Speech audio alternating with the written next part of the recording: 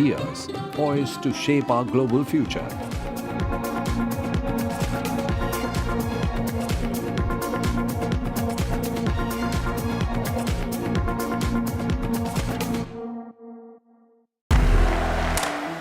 I want to thank the American people for the extraordinary honor of being elected your 47th president. Donald triumphs. What does Trump's win mean for America, for the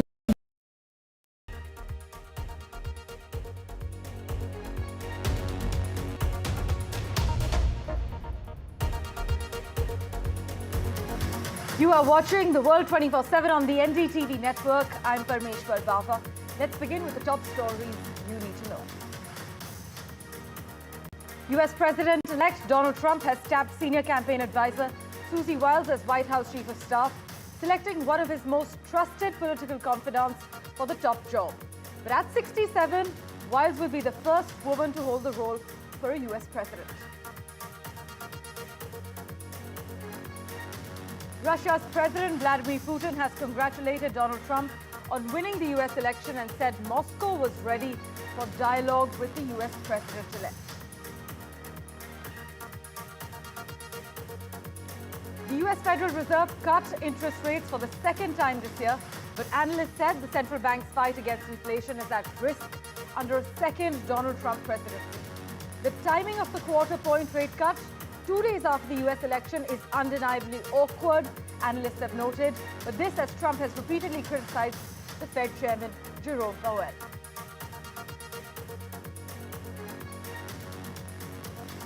Has North Korea's involvement in Ukraine drawn China into a delicate balancing act? Is Beijing now in a tough spot? Well, we decipher the state of play as the entry of North Korean troops risks a dangerous escalation in the Russia-Ukraine war. Germany's leader will skip next week's COP29 in Azerbaijan, dealing a further blow to the climate summit that was already overshadowed by Donald Trump's election. Olaf Scholz no longer plans to attend the conference after the German governing coalition collapsed. This means only two G7 leaders, Keir Starmer and Giorgia Meloni, will be there.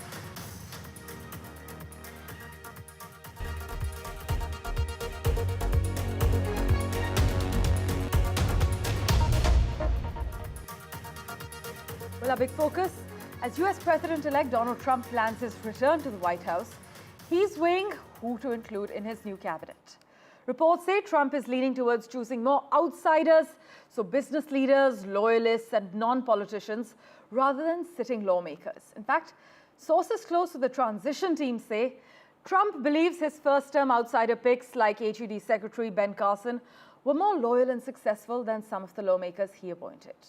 We're also hearing that Trump is also wary of special elections to replace sitting lawmakers, especially in the Senate. But Natasha is tracking the insider details for us. She joins us live at the moment, as Susie Wiles has also been chosen as senior campaign advisor to serve as the White House Chief of Staff.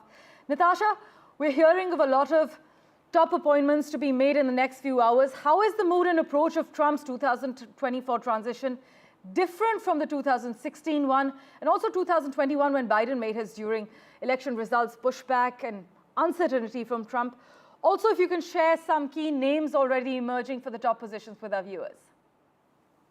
Absolutely, but it's not going to be days. This is going to go on for weeks in terms of naming the key posts, and very different from 2016 when Trump was actually not expected to win that presidential race. Neither was expected on this round. It was supposed to be close, but he's made clear victory. But in 2024, he's definitely more prepared than what he was in 2016. Now he's going to have to appoint 4,000 government positions. That's a big number. And this includes 1,200 that require Senate confirmation. And given that the GOP has had a big showing, successful in the Congress this time in the elections, that should be less of a problem for him this time in 2024 in terms of getting those Senate confirmations. Regards to 2021, yes, Trump had contested the elections at that time, really pushed back in terms of all kinds of legal challenges, and that delayed the transition from the Trump administration to the Biden administration. In fact, Joe Biden and his team was not able to really get going till after the disputes were settled, which was November 30th. But now things are moving very quickly because President Joe Biden has been very clear that he is going to support the transition. In fact, the Democrats made a big point out of the fact that this transition is going to be peaceful, and they're committed to helping Donald Trump, really making a point that Donald Trump had not extended that courtesy when he lost in 2021. So expected to be smoother this time. He's expected to be better prepared. And some of the names that we're hearing for Secretary of State are Senator Marco Rubio. We're hearing of Bill Hagerty and Richard Grenell. These are some of the top names that are coming up for Secretary of State. And when it comes to Defense Secretary, a very familiar face, Mike Pompeo, who's a former CIA director and also the Secretary of State. So he's one of the top contenders when it comes to that category. And as we were indicating earlier in the broadcast, there's a good chance that Susie Wiles, one of Trump's campaign managers, will serve as his White House chief of staff. She's to be very disciplined in her approach, and that's something that we might see with this transition.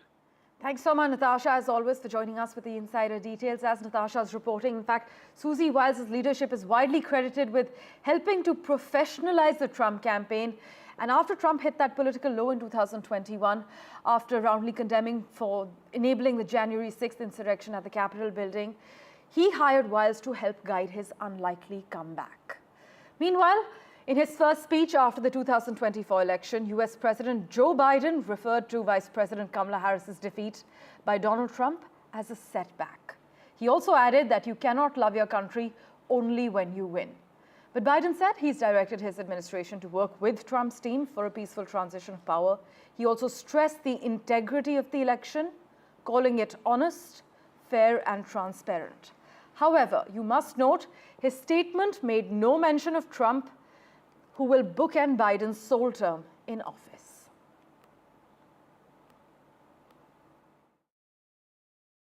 Yesterday, I spoke with President-elect Trump to congratulate him on his victory, and I assured him that I would direct my entire administration to work with his team to ensure a peaceful and orderly transition. That's what the American people deserve. We're leaving behind the strongest economy in the world.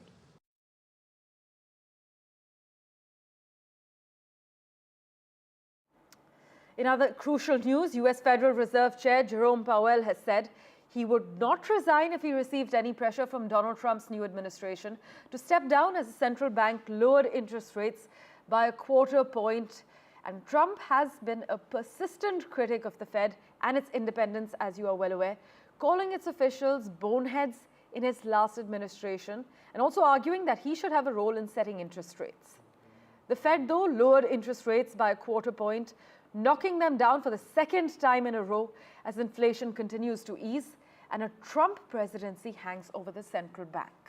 So rates now stand at 4.5% to 4.75%, down from a decade's high level of 5.25% to 5.5%. Here's what the Fed chairman had to say.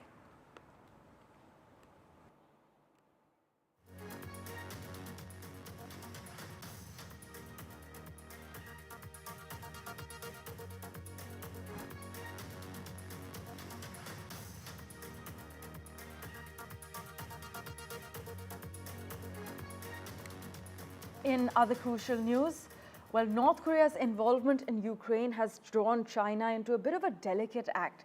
Is Beijing in a tough spot now with North Korea's deployment in Russia's war in Ukraine? Well, to find out more and to decipher the exact details, we have with us China expert, Professor Avinash Godbole. Thank you so much, sir, for making time for us on NDTV. Thank you for having me. Professor, how is China reacting to the increasing cooperation between North Korea and Russia? Does this shift in North Korean alignment actually signal any potential changes in China's foreign policy or strategic interests? Well, I think China will not like the recent development because it will put a lot of pressure back on China. First of all, it shows that there's an erosion of influence that China has had over Pyongyang for stability of the region and for other places. There's a possibility that the North Korean troops that are fighting on behalf of Russia are fighting along the Russian troops, and these are specialized units that are supposed to take back some of the provinces taken over by the Ukrainian forces. So their presence might be time bound. But again, for China, it creates headaches. It's not good for them. It shows erosion of China's influence in the region. It will mean there'll be more scrutiny of Chinese actions. There'll be more expectations from them. And what has helped China over the last 3 years was that Russia had become the bad boy in the world, and then with this recent news, the focus will shift back to China. There'll be more expectations from China to act tough on North Korea, and to also, it will put in question China's neutrality position in the overall crisis. So far, they have been criticizing Ukraine subtly that the crisis is because of the Western influence and the world should remain neutral. But China no longer can take that stance as the things stand today. In fact, many actually argue that the entry of North Korean troops risks a dangerous escalation in the Russia-Ukraine war, while also putting Beijing in a bit of a tight spot. But how could this new phase of North Korean-Russian cooperation then influence the stability of the broader East Asian region, sir? It will destabilize East Asia because there's news that there are 10,000 soldiers already in Russia, about 6,000 closer to the active duty, and there's a possibility that the numbers will increase by another 2,000 by end of November, and then one more 1,000, so total 13,000 by end of December. So there'll be more pressure on China. There'll be more satellite as well as ground presence. We might see maneuvering of the American naval ships closer to the North Korean borders, the North Korean waters, as well as there's an intent by South Korea to send weapons to Ukraine now. That has been expressed over the last 48 hours. So there's more active participation by other countries can take this situation to the not just a bilateral war, but to a global war, which it was under the covers so far. But openly, it will become a more multi-party war, and that is not good for China. China's economy is not in good shape. They want stability. They also have to deal with Trump now, so it makes things certainly difficult for China. Indeed. In fact, it can also raise serious questions as far as regional stability is concerned. Professor Godbole, Mao had once upon a time reportedly said that without the lips, the teeth are cold when describing China's relationship with North Korea. How does this historical analogy still shape China's strategic approach to North Korea today? Well, China has since then become pragmatic. It is not exporting communism to other countries, but then they still want to maintain North Korea the way it is. They would still like to avoid the American intervention in the region. China has maintained a delicate balance of its relations between Japan and South Korea. They have reinstated the trilateral dialogue, which had gone down before COVID only recently. So China would want to maintain that stability in the North Korea. And the more pressure there is on North Korea on economic terms, there's more pressure on China to act, to provide aid, to consider the prospect of refugees on its border as well. If the North Korean regime were to collapse because of any other consequent actions by the Americans later. So they want stability in the region and in the North Korea as well, from their selfish reasons as well. Not so much because of ideological perspective anymore, but from their selfish strategic reasons at this point, I would think dictates more. Well, Professor Godbole, thank you so much for shedding light on these crucial aspects. We will, of course, revert to you for regular updates as and when we see further developments. With that, let's turn our attention now to the Iran aspect of what Trump's win actually means for the United States foreign policy. In fact, Iran has called on Trump to review the US government approach to the region. As you know, Trump's first term in the White House was not ideal for Iran's foreign policy in specific. But what exactly does Trump 2.0 mean for not just the United States, but the world. Here's our report. So Donald Trump's return to the White House has potential to reshape the US's foreign policy. Trump has said in the past that he will end the Russia-Ukraine war in a day when he makes a comeback to the White House. Although he hasn't provided any specifics about the plans, the war has been going on for more than 2.5 years now, and there seems to be no end in sight. The conflict-ridden Middle East will be one of the key areas for the incoming Trump administration. Trump has promised to bring peace to the region, but then again, he hasn't given any details on how he plans to stop the two big conflicts in the region which involve Israel, Hamas, and Hezbollah. These conflicts have killed more than 45,000 people, most of them women and children in Gaza. There is no ceasefire deal in sight at the moment, and how Trump steers the Gaza and Lebanon ceasefire deals remains to be seen. Now to China. How Trump manages relations with China is one of the most talked about topics when it comes to US's foreign policy. Experts suggest that Trump is likely to increase import tariffs on China, which would most likely invite countermeasures from China. On the other hand, there is also a likelihood that Trump could be open to pragmatic deals with Chinese President Xi Jinping. Well, for further clarity as far as Iran's affairs are concerned, we have with us Dr. Reza Khanzadeh.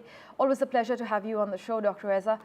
There are still comprehensive sanctions on Iran, as we are aware, but the Biden administration, as many have pointed out, has tended to look the other way at Iran's oil sales. Are officials in Iran now worried about Trump's return and perhaps the prospect of tougher sanctions enforcement? You believe something will change in the US-Iran relationship? Thanks for having me. Yes, I do believe there is a high potential for there to be a change in the U.S. and Iran relationship for a whole host of reasons. The one most important that I think hasn't been talked too much on the news circuit is the age of Supreme Leader Ali Khamenei. He will be 86 years old when Trump is in his first year as president, and 4 years into Trump's presidency, Khamenei will reach 90 years old if he makes it to 90. And there's been, quiet whispers and rumors that Khamenei does have a terminal illness, so he may not even live past Trump's full 4 years as president. So keeping that in mind, on top of all the internal turmoil that's going on in Iran, particularly with the Women Life Freedom protests, there is a domestic pressure on the regime to think for a long-term strategy beyond just Trump and beyond just Khamenei, because he will pass away. They need to find some type of off-ramp with these conflicts to where their own existence, the regime's own existence, can sustain beyond Khamenei's passing. So with that in mind, and also with the new president of Iran, publicly talking about wanting to, strike a deal with the U.S. and lift sanctions and exactly, yeah. So there could be a way for the two to strike a deal. And also Trump has talked about how he wants to win the Nobel Peace Prize and he wants to end the wars and he wants to be like this hero or savior for the Middle East. And although local papers in Iran, though, today, the newspaper Hamshari actually put an artist's rendering of Trump in an orange prison jumpsuit and the handcuffs under the headline, "Return of the Murderer," while in fact a hardline local publication said it was back to the crime scene. Dr. Reza, is there then any reason to be hopeful with Trump back in the White House for Iran? It is, because you have to keep in mind these magazines and newspapers and media outlets inside Iran are all controlled by the regime in some shape or form. There isn't, freedom of press in Iran to the way that we understand it in like the, global north or in, countries like America or in Europe. So when we see these types of ads and these types of articles, we should consider it with, with some type of, understanding that this is more, appeasing to the people within the regime, but then also the citizens within Iran to try to continue that narrative that, U.S. is the enemy and we can't trust them. And there's no way we can strike a deal. It's kind of the same way that Trump, speaks a loud game, but then when push comes to shove, he is pragmatic and he is able to find a way to make a deal. Because if we think back during his first term, although he did assassinate, Qasem Soleimani, he had multiple attempts to actually strike militarily on Iran's nuclear sites and also their military sites, but he didn't because he understood that there's a calculation in that. And although he seems erratic, President Trump, although he may seem erratic and he may seem unpredictable, I feel that's a part of his strategy to try to keep his enemies, in this case Iran, on their toes and not understanding what his next move may be. Well, some geopolitical analysts have argued that it really depends on Trump's calculations when it comes to Trump 2.0, whether he wants to be the guy who got the better deal, consistent with his self-image as master deal maker, as you are highlighting, or does he want to ensure that Americans enjoy cheap oil and gas? But whether he can do both is also an option that has not entirely been ruled out yet, as is the case with Trump. But Dr. Khanzadeh, as always, it's a pleasure to hear your perspective. Thanks so much for joining us. Thank you. Well, as Donald Trump prepares for a possible second term, Iranians are split on what lies ahead. Some fear it could lead to an all-out war between Tehran and Washington, especially with ongoing conflicts in the region. Others hope Trump might surprise them with diplomacy like he did with North Korea in Trump 1.0. But the US is geared for Trump 2.0. We are meanwhile taking a very small break. We're back in a moment. Do stay tuned.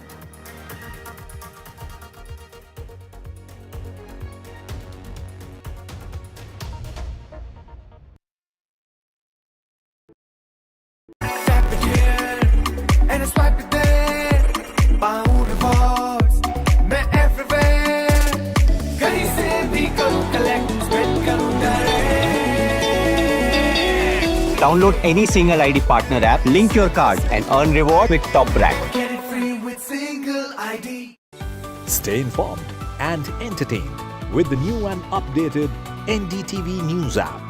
You can watch all our channels live, listen to podcasts, read breaking and exclusive news from around the world and more. Download the NDTV app today and get access to the best journalism and storytelling on your smartphone or tablet. The NDTV app. News that matters to you. We reached an agreement on petroling.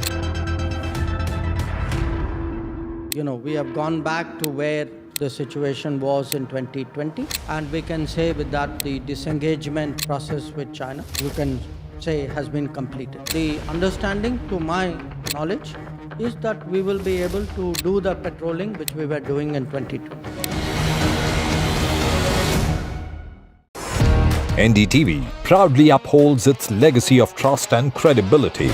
According to the prestigious Reuters Institute's Digital News Report 2024, NDTV is the topmost news platform in the country. Number 1 in both online and offline reach in India. Beating all its competition, NDTV stands for trust.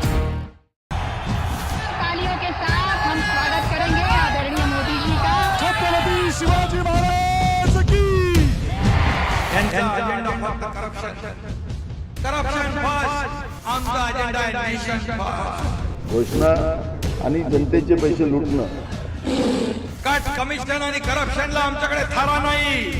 त्यांचा परिवारवाद आमचा महाराष्ट्रामध्ये 1,75,000 जागा रिक्त आहेत. मग का भरत नाही? राज्याची जनतेच्या घमाच्या पैशाची तिजोरी लुटण्यासाठी हे सरकार आहे. पूर्वीच्या सरकारच्या काळामध्ये निधी देताना त्यांना असं वाटायचं की त्यांच्याच खिशातले पैसे चालले. शेतकऱ्यांना मोफत वीज देण्याचं काम आपल्या सरकारने सुरू केलं.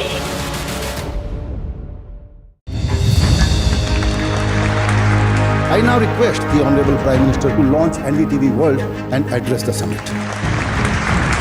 It was the grand launch of NDTV World by Prime Minister Narendra Modi. NDTV World, as he laid out his vision for the India century at the NDTV World Summit. कैसी सदी जिसमें भारत के प्रयासों से दुनिया में स्थिरता आए.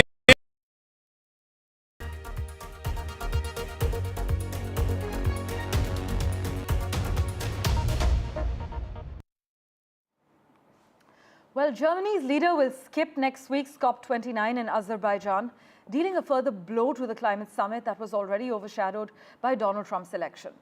Olaf Scholz no longer plans to attend the conference after the German governing coalition collapsed, meaning only two G7 leaders, that's the UK's Keir Starmer and Italy's Giorgia Meloni, will be there in Azerbaijan for the climate summit.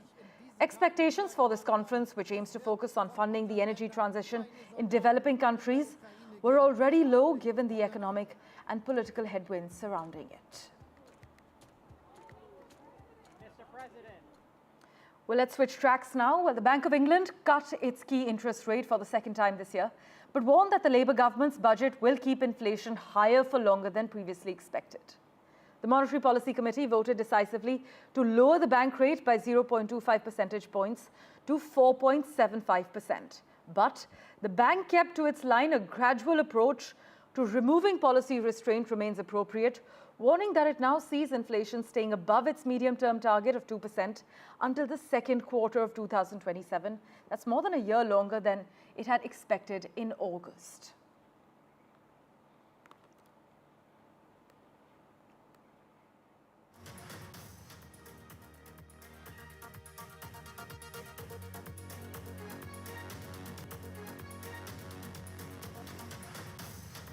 Meanwhile, Russian President Vladimir Putin congratulated his dear friend Donald Trump on his election victory. And in fact, Russia now says that Moscow is keen on a dialogue with the US president-elect.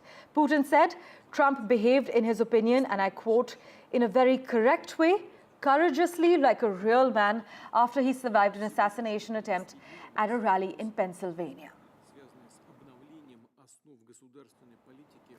Well, thank you for investing your time and watching this edition of The World 24/7. We'll keep tracking the latest updates for you as always. Do stay tuned.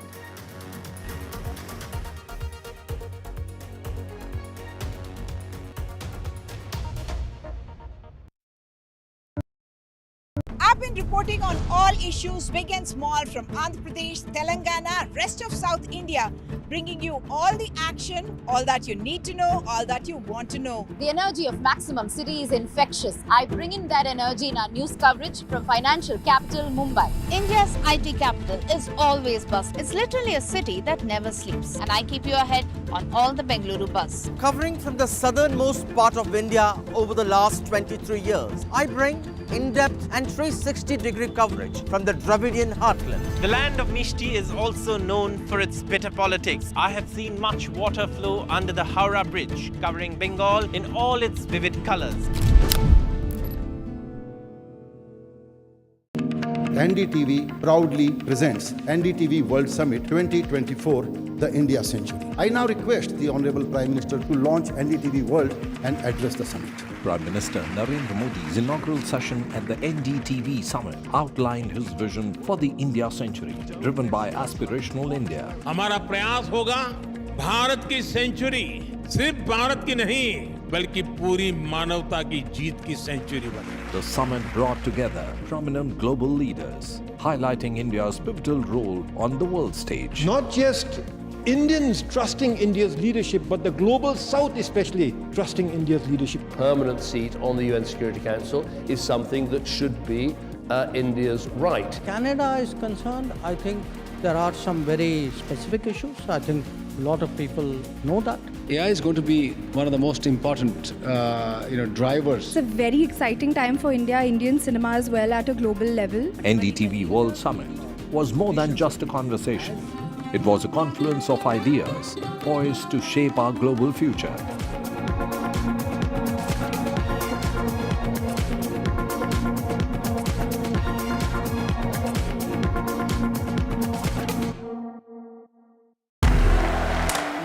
I want to thank the American people for the extraordinary honor of being elected your 47th president. Donald triumphs. What does Trump's win mean for America, for the world, for the wars, and for India-US relations? Non-stop coverage on NDTV. Top analysts and voices from the ground. Extensive coverage on NDTV.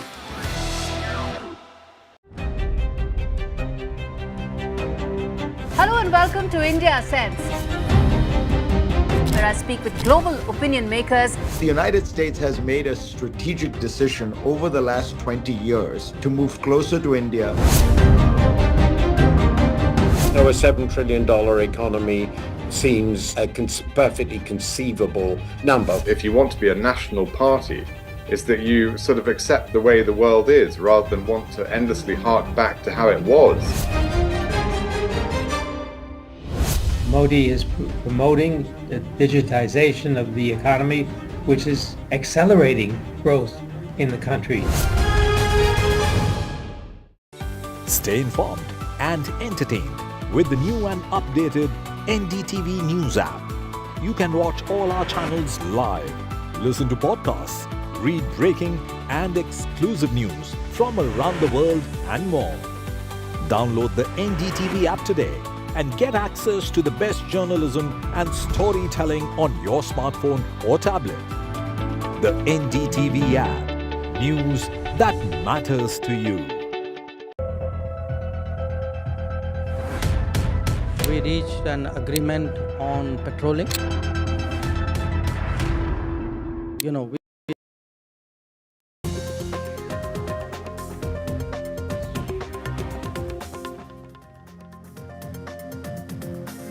A very good morning. You're watching NDTV 24/7. Another day of toxic air in the national capital. Visuals of how bad it is this morning. We'll get you that and a whole lot more. As far as vehicular traffic is concerned, that's a major contributor. But should the poor farmer really be paying a higher compensation for solving the problem of pollution? That is the big question. Let's get you the headlines. And Delhi chokes with severely toxic air as winter starts to settle. Thick blanket of smog covers Delhi and the NCR region. The air quality lingers in the severe category. In the Ranthambore missing tigers case, at least 10 out of the 25 missing tigers have been traced by authorities. Search continues for the other missing tigers.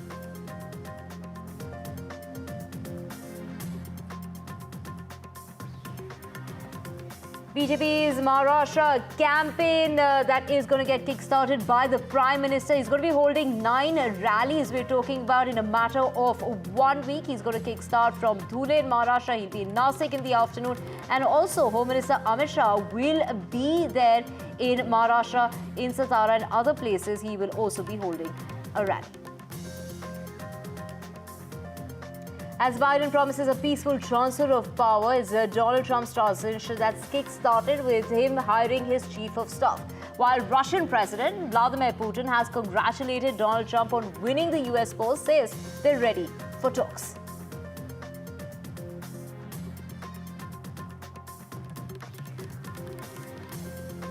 And the Wall Street cheers with the Fed rate cut decision. The Fed cuts the key lending rate by 25 basis points. This is the second cut in a matter of a few months.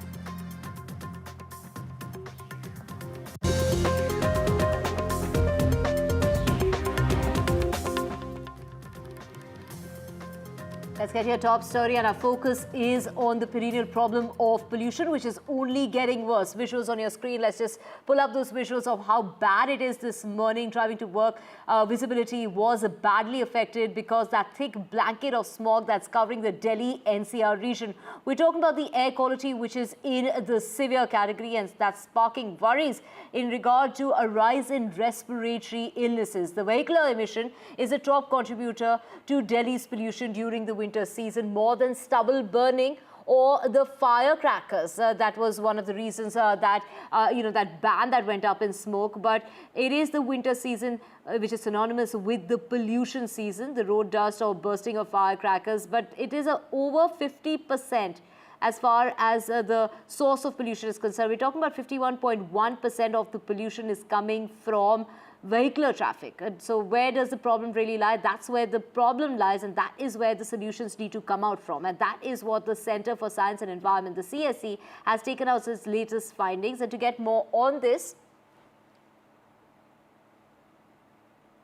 Let's just go across to our panel of guests that are joining us, these experts. We're talking about Zerreen Osho, Director of India Program, IGST, the Institute for Governance and Sustainable Development, joining us. Anumita Chaudhary, Executive Director of the CSE. We also have Vijay Hada, Additional Professor, Pulmonary AIMS, Dr. Hada joining us as well.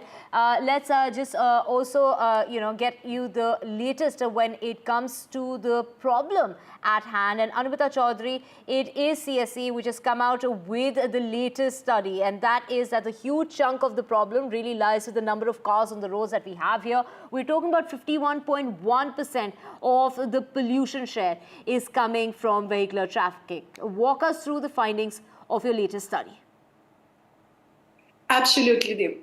So what is happening and what we looked at, because every year we talk about pollution, but this time we were very curious to know that where is it coming from? And it's good that the Indian Institute of Tropical Meteorology, they put out this data daily, which shows how by the hour relative contribution of different sources to pollution of Delhi is changing. Even though a big chunk comes from outside Delhi, but if you take only the local sources of Delhi, then amongst them, vehicles are more than 50%, and we were stunned by this. So the big chunk is vehicles, and after that, you have the residential burning, peripheral industry, construction, open burning, and so forth. When we looked at this pie, and we were so curious that what is going on, because you'll also remember that Delhi has also done the maximum to control vehicular pollution. Delhi has got the BS6 emission standards, the largest ever CNG program for public transport and local commercial transport, restriction on trucks, phased out old vehicles, and the electrification happening. So on technology front, a lot has been done to control emissions. And yet we have this kind of a problem. So clearly, when we looked at it deeply, we realized that what we have gained there, we are losing in the choking congestion, the massive traffic building up. The city with more than 79 lakh vehicles, adding 6.5 vehicles a year. That's what happened last year. And not only that, what we add annually, on a daily basis, more than 1.1 million vehicles enter Delhi and leave Delhi. Now, clearly, this is happening, and our dependence on personal vehicles is increasing because of very poor state of public transport. Delhi falls woefully short of the official target of number of buses it requires. If we require 60 buses per lakh of population, Delhi has 45 lakh. Even though Delhi has also the highest number of electric buses, and it's rising in number, but what is it's scary that the ridership is steadily declining in Delhi, and even very recently, when the little bit of upward turn has happened, we still haven't reached the pre-pandemic period. Now, this is not just about having buses. When we looked at is the bus or public transport services available close to our doorstep, then we looked at the bus stops of Delhi, because now data is available, which is very good. And we found that less than 1% of Delhi's bus stops have waiting time less than 10 minutes, which means everywhere you are waiting from 15 to 20 minutes. Now, why will you board a bus if it's so slow, if it's caught in congestion? You have not done enough to integrate bus and the metro and give the last mile connectivity. And as a result of this, we are seeing this mobility crisis taking over, which has now become one of the contributors to pollution. Right, Anumita, we also have Nand Gopal, former senior transport officer with us. So, if you could really add to what Anumita has just spoken about in regard to providing safe and convenient alternatives. What can we really do to improve our public transport? And, driving in Delhi has become a nightmare. The number of cars that we are seeing on the streets is increasing sharply. What can really be done about this?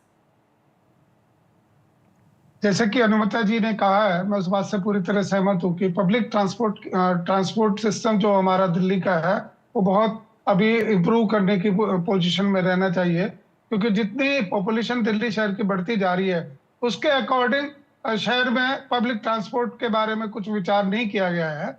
जो buses Commonwealth games में दिल्ली में चल रही थी, उसके बाद से नई बसेस लाने में सरकार उतनी कामयाब नहीं हो पाई है। पब्लिक ट्रांसपोर्ट की वजह से लोग अपना व्हीकल यूज करते हैं, मैं ये कहना चाहूंगा कि 3 चीजें मेनली दिल्ली के पोल्यूशन में बहुत बड़े कारक हैं।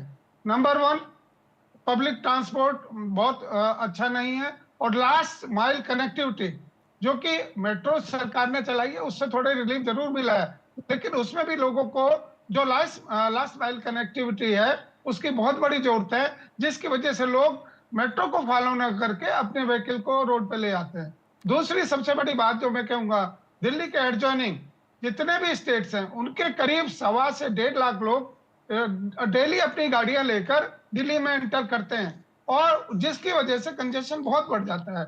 इवन पीक आवर्स में आप देखेंगे कि पीक आवर्स में हर रेड लाइट पे, हर क्रॉसिंग पे एक बहुत बड़े नंबर्स आपको मिलेंगे, जिसकी वजह से गाड़ियां, क्योंकि इंजन ऑन रहता है, जिसकी वजह से बहुत बड़ा पॉल्यूशन बढ़ जाता है, और उसको ठीक करने के लिए हमारे रोड को चौड़ा करना होगा, हमारे ट्रैफिक को कंट्रोल करने के लिए और बेहतर पोजीशंस होंगी।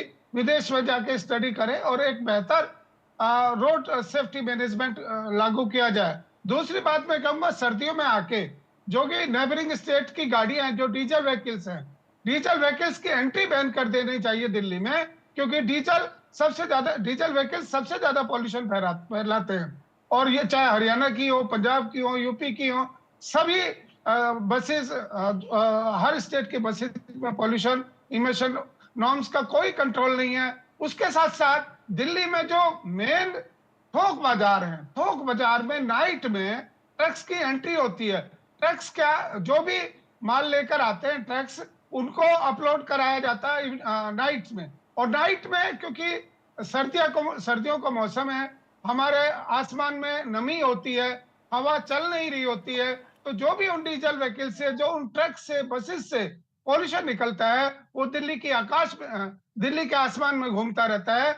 हवाएं क्योंकि चल नहीं पाती हैं, इसलिए दिल्ली के लोगों को बेहतर सुविधा देने के लिए बाहर से आने वाली डीजल गाड़ियों को बैन करना होगा। पब्लिक ट्रांसपोर्टेशन को बढ़ाने के लिए सरकार को बहुत जरूरी और स्टेप्स लेने होंगे। और मैं तो ये कहूंगा, जैसे कि और बहुत से जो डेवलपिंग कंट्रीज हैं, वो चाहे उसमें लंदन हो या और दूसरे सिटीज हो, जो पीक आवर्स में उसमें कंजेशन चार्ज भी लगाना चाहिए कि लोग अवॉइड करें उस एरियाज में जाने के लिए जो बहुत ज्यादा भीड़ है, जो बहुत ज्यादा ट्रैफिक कंजेशन है, उस एरियाज में जाने के लिए लोगों को ये कोशिश की जाए कि वो उस एरियाज में अपने पब्लिक ट्रांसपोर्ट को अडॉप्ट करें, अपनी गाड़ियां ले जाने से बचें। We also have Ms. Osho with us. If you could, talk us through is increasing the financial burden of the poor farmer solution to pollution instead of providing better solutions to the farmers and tackling the root cause or the major contributor, which is, like we've discussed, vehicular traffic. Thank you for the question. I just want to first start with sort of laying the map of the land here. There are fines that can go up to 30,000 rupees for certain farmers in certain cases. The problem is a lot of the holders of the farmers that hold bigger chunks of land, like more than 2 acres of land, a lot of them in the richer states are able to afford stubble management machines. It is actually the farmer that holds less than 2 acres of land that is going to be directly impacted. So putting a financial burden on the farmer, especially a poor farmer, a smallholder farmer, is not an advisable thing to do. We also run several surveys and work with several state governments that are agrarian economies across India. And one of the things that we have been told through our